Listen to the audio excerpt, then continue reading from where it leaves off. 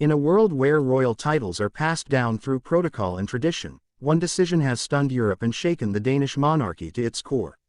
Queen Margrethe II, the longest reigning monarch in Danish history, made a move so unexpected, so personal, and so full of raw emotion, it has captured the hearts of millions across the globe. She didn't abdicate for power, nor for political pressure. She gave up her throne for one reason alone. This is not merely the story of a throne passed on. It is the story of affection, of admiration, of deep human connection behind palace walls where emotion is rarely allowed to rise above duty. To understand why this act of abdication was so earth-shattering, we must first understand the woman who gave everything to her country, Queen Margrethe II. Born in 1940, Margrethe came into a world torn by war and uncertainty. She grew up during the German occupation of Denmark and was never supposed to become queen. At that time, the Danish Act of Succession allowed only males to inherit the throne. But in 1953, following a referendum, the law was changed, paving the way for the young princess to become the heir.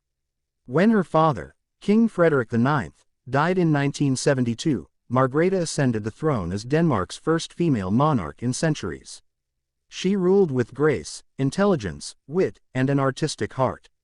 A scholar, a painter, a linguist, a woman of depth and culture. Over 5 decades, Queen Margrethe became a pillar of stability. While other monarchies crumbled or became embroiled in scandal, Denmark thrived under her reign. So what made this seemingly invincible queen give up everything? Mary Elizabeth Donaldson was born thousands of miles away from the Danish court, in Tasmania, Australia. A lawyer, a marketing executive, an ordinary woman by all royal accounts. But fate had other plans. In 2000, she met Crown Prince Frederik at a bar during the Sydney Olympics. No titles, no expectations, just two people who connected across continents and cultures. Their love story defied royal norms. Mary was a commoner, and a foreigner at that. Yet Margrethe saw something extraordinary in her son's partner, not just compatibility, but courage, class, and character. Queen Margrethe welcomed Mary with open arms. More than just tolerance, there was admiration, perhaps even recognition, of the strength it takes to enter a world so different from your own and still shine. Mary didn't just marry into royalty, she transformed it. She learned Danish fluently, adopted the customs, and immersed herself in the culture. The Danish people fell in love with her poise, elegance, and commitment. She wasn't just performing royal duties. She embodied them. Over the years, she focused on social causes, especially mental health, domestic violence, and the well-being of children and women. With every appearance, Queen Margrethe took notice. Quietly, proudly, and deeply, observers noted that Mary became more than a daughter-in-law to Margrethe. She became a source of inspiration. Behind closed doors, palace staff whispered about the warmth between the two women. This was not simply a matter of royal convenience. This was personal. On December 31, 2023, Denmark tuned into the Queen's traditional New Year's speech. But what they heard was anything but traditional. With measured calm, Queen Margrethe revealed that she would be abdicating the throne. "I have decided that now is the right time," she said. "On the 14th of January 2024, I will step down and pass the crown to my son, Frederik." But there was a pause, an emotional shift. "And I do this," she added, voice tinged with feeling, "because I know Denmark will be in the best hands, with both Frederik and Mary by his side." In that moment, it was clear. This was not just a handover of duty. It was a gesture born out of personal love. Margrethe was not merely stepping down. She was stepping aside, so Mary could step into the light she so richly deserved. The world watched as Mary was officially crowned Queen of Denmark alongside King Frederik X. A foreign-born woman now stood as queen consort of one of Europe's oldest monarchies. The public cheered. The international press was awash with emotion. Royal watchers across the globe hailed it as a triumph, not just of tradition, but of human connection.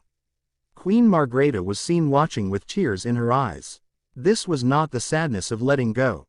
This was the joy of seeing love flourish.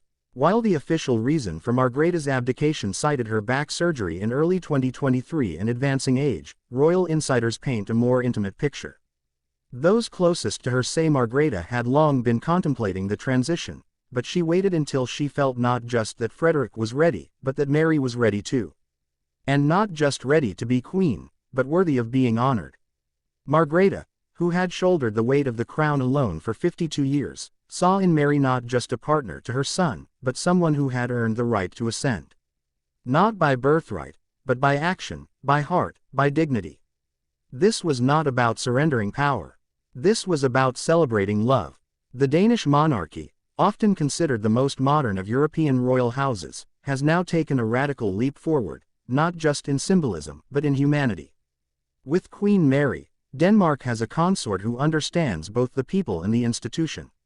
She is both insider and outsider, traditional and contemporary. A mother, a wife, a leader. This transition also sets a powerful precedent for the role of women in royal institutions. For once, the story is not about scandal or rebellion. It is about being chosen, not by blood, but by love. And that is what makes Queen Margrethe's act so unforgettable. She did not just pass down a crown. She passed down a belief that love matters more than legacy. Palace sources often recount the quiet understanding between Margrethe and Mary. Their bond was never loud. It didn't need to be. They shared art, literature, a passion for Danish design, a wicked sense of humor. But more than anything, they shared respect. Margrethe saw in Mary not someone trying to mimic a queen, but someone becoming one through her own truth. Though not her biological daughter, Mary has often been described as the daughter Margrethe never had. Their mutual affection has become a rare royal treasure, a soft power dynamic that speaks volumes in silence. Some royal historians suggest this abdication is less about Mary's rise and more about Margrethe's final gift. A gesture that goes beyond protocol, a symbolic maternal blessing, and perhaps, the deepest expression of gratitude and love. Across Denmark, tears flowed. In Copenhagen, people gathered in the palace square holding signs, "Tak, dronning Margrethe." And, "Mary, vores dronning." This wasn't just admiration, it was connection. They saw in Mary what Margrethe saw, a true queen of the people. On January 14, 2024, the Danish monarchy experienced a transformation not seen in over 5 decades. Queen Margrethe, dignified and poised, stood before her son crowned Prince Frederik and his wife Mary, now queen consort. The air was thick with emotion. In a solemn yet profoundly intimate gesture, Margrethe signed the abdication documents. At that moment, she ceased to be Her Majesty the Queen and became Her Majesty Queen Margrethe II, Dowager Queen of Denmark. The cheers that erupted outside Christiansborg Palace echoed across generations. Some cried for the queen they had known their entire lives. Others wept for the beauty of the gesture, a reigning monarch handing power to the next generation, not because she had to, but because she chose to. Queen Mary's ascension wasn't just ceremonial, it marked a new era. In her first week, Queen Mary addressed the Danish people in fluent Danish with grace, confidence, and emotion. Her voice cracked slightly as she paid tribute to her mother-in-law. "I stand here today because of Queen Margrethe's faith, not only in tradition, but in love. I will carry her legacy with dignity, with respect, and above all, with heart." Within days, Mary visited women's shelters across Copenhagen, continuing her lifelong advocacy. She made unannounced stops at schools and children's hospitals. This wasn't PR, it was personal. Mary wasn't stepping into the spotlight. She was stepping into her purpose. While the world watched the formal transition unfold, few knew about the private ceremony that took place the night before the abdication. In Amalienborg Palace, only the closest members of the royal family were present. Queen Margrethe invited Mary into her private study, where, according to a source close to the palace, she handed Mary a handwritten letter and a small family heirloom, a brooch worn by Queen Ingrid, Margrethe's own mother. The moment was emotional. No cameras, no pomp, just 2 women, 2 queens, and one moment of profound truth. News of Queen Margrethe's abdication swept through headlines around the world. British royals called it a moment of great elegance and personal strength. Swedish and Norwegian monarchs issued joint statements praising the Danish transition as a model for grace, continuity, and affection. Queen Maxima of the Netherlands was reported to have sent Queen Mary a personal letter, calling her a queen born not of protocol, but of people. In Australia, Mary's homeland, jubilation erupted. From Hobart to Sydney, Flags waved and streets erupted in cheers for our Mary. This was more than a coronation, it was a global embrace. As Queen Mary took on her new responsibilities, her eldest children, Prince Christian and Princess Isabella, also stepped into the spotlight. Prince Christian, now heir to the throne, began shadowing King Frederik. The 18-year-old attended state meetings, received diplomatic briefings, and began a series of public engagements. His composure and humility earned comparisons to his mother, and admiration from older dames who had watched him grow up. Princess Isabella, newly 18, made a memorable solo appearance at a Copenhagen youth forum, drawing comparisons to both her mother and grandmother. The next generation of royals, it seemed, had inherited not just titles, but the values of service and compassion. For Queen Margrethe, stepping back from the throne didn't mean stepping out of public life. She returned to her beloved artistic work, illustrating, painting, and even collaborating on costume designs for the Royal Danish Ballet. In interviews, she spoke of feeling free and grateful. She is finally giving herself the gift of time, said a court aide. For the first time in her life, she wakes up without having to carry a nation on her shoulders. She now splits her time between Fredensborg Palace and Caix in France, where she enjoys quiet days surrounded by family and art. But she remains a guiding presence, especially for Mary. Weeks after the coronation, an emotional piece was published in Denmark's Politiken newspaper. It featured excerpts from private letters Queen Mary had written during her early royal life. In one letter, she wrote, "There are days when I feel the weight of centuries on my shoulders, but then I look at Margrethe, and I know I'm not alone. She gives me courage." These words revealed the emotional backbone of their relationship, not just respect, but shared vulnerability.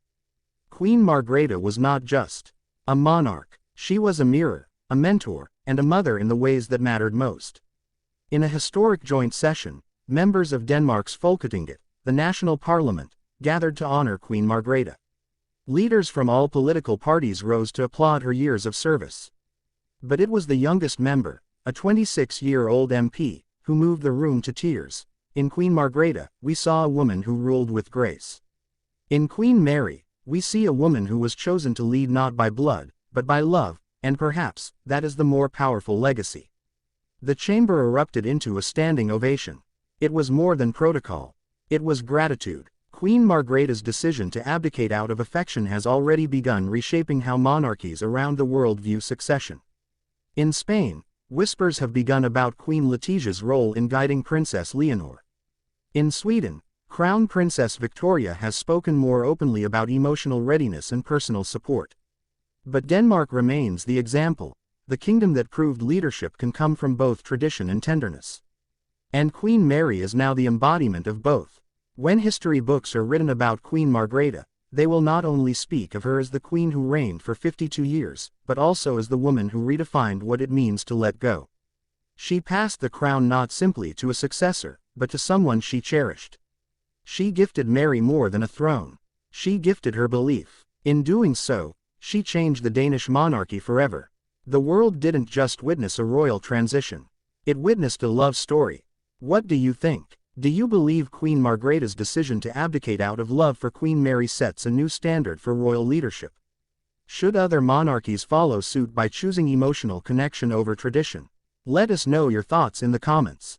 If this royal love story touched your heart, hit that like button, subscribe for more powerful royal documentaries, and don't forget to share this with friends who believe that love, even in monarchy, is worth celebrating. Tap the bell so you never miss a single emotional royal moment from our channel.